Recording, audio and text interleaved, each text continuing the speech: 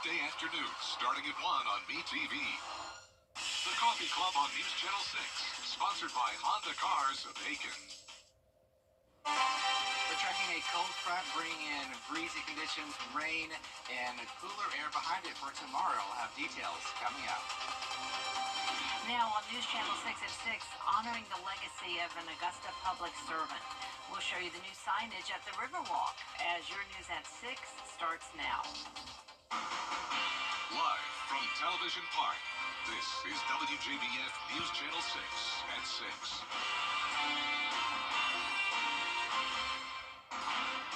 Good evening, everyone. I'm Jenny Montgomery. Thank you for joining us tonight.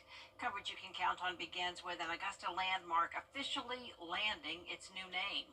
The Riverwalk has been renamed in honor of former Mayor Ed McIntyre, the visionary behind the park.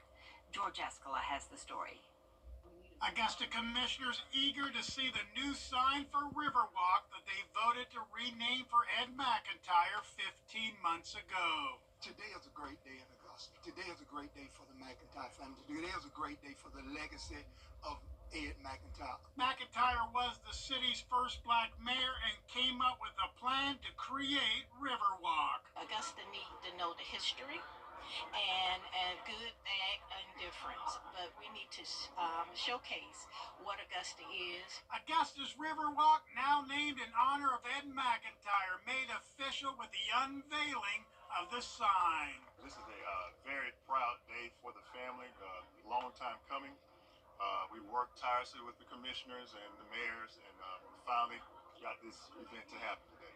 But the renaming was controversial. McIntyre was tried and convicted of extortion after becoming mayor. If people choose to think about that controversy, then of course it'll always be around.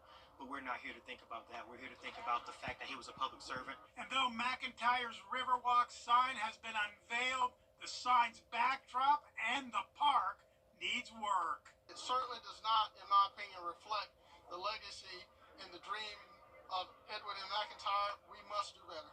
And city crews will be doing touch-up work on the wall behind the sign. In Augusta, George Escala, WJBF News Channel 6. It is time now for a first check of the weather. For that, let's turn to meteorologist. Thank you. With just 2 months before this year's Masters tournament, the race is on to get local rental homes repaired from hurricane damage and ready for tournament week. Corporate Quarters is just one tournament housing company that's working on cleaning up streets and homes. Kelly Starr says crews are actively working as quickly as possible under a 10-week deadline. She says returning clients were quick to check in on the impacted areas in Augusta once the hurricane hit. When the hurricane hit, our clients first called and said, is Augusta okay? Are the homeowners okay? Are their homes okay?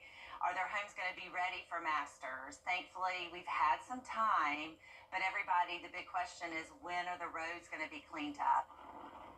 Starr is certain this year's Masters tournament will be just as much of a treat as the others have been, even if the view looks a bit different. A former high school athlete is being remembered after he was killed last week in a shooting in Aiken County. The coroner's office confirmed 21-year-old Remedy Jennings Leapart was the victim. He was a star football player at Rich Spring Minetta High School a few years ago. He led the Trojans to the state quarterfinals his senior season and played for Team South Carolina for Border Bowl 9 back in 2022. His former coach says it is a devastating loss. My first thought was just what a tragic story and just sadness for him, his family. I taught his sister. I know his mom. I know the whole family and that community. Rim was such a great player when he played for us. Funeral services will be Saturday afternoon at 3 o'clock at Celebration Church in Batesburg, South Carolina. The Augusta Fire Department wants to keep you safe. After a deadly fire last month, firefighters went door to door to check and install smoke detectors. Most smoke alarms have a 10-year lifespan on them, but they can fail early, later, so the proper thing to do is test them monthly and let it go through its full cycle to ensure that it's working properly. If you would like the fire department to install a smoke detector in your home, go to WJBF.com to sign up. Coming up up the latest on the deadly plane crash on the Potomac. What? You can't always choose the way, but you can choose your weather app. Go with the most accurate and most trusted, the Live Fighter 6 mobile app. Download it today. Now, WJBF sports coverage you can count on.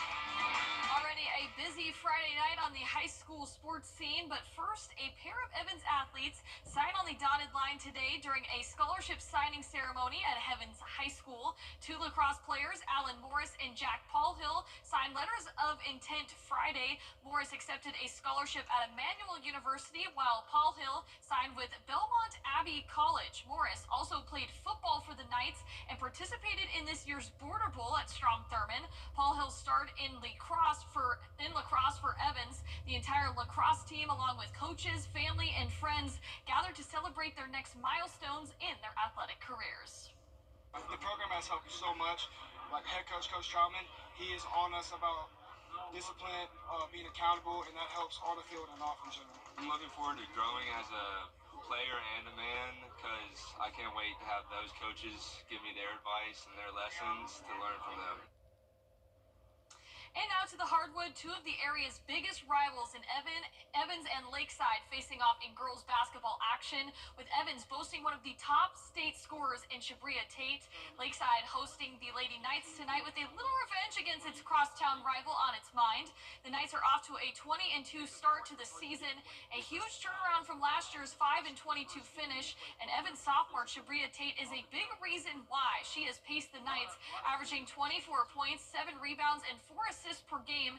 Evans riding a 7-game winning streak into this one. Tonight's game got underway at 6, and we will give you that recap at 10 and 11. Over in North Augusta, both the boys and girls Yellow Jacket squad have just one loss on the season.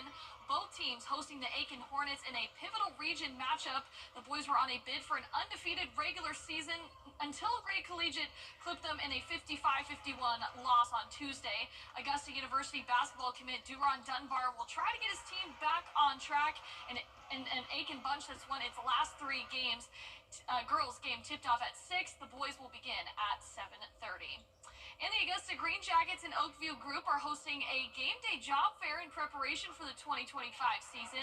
You'll need to be at least 16 years old to apply, and you must be able to pass a background check and be available to work all Green Jacket home games starting in April through Labor Day. The job fair is set for Saturday, March 1st from 10 to 1 at the Wild Club at SRP Park. Online applications also available at oakviewgroup.com. And finally, the area's Big 3 men's college hoops teams will be in action this Saturday.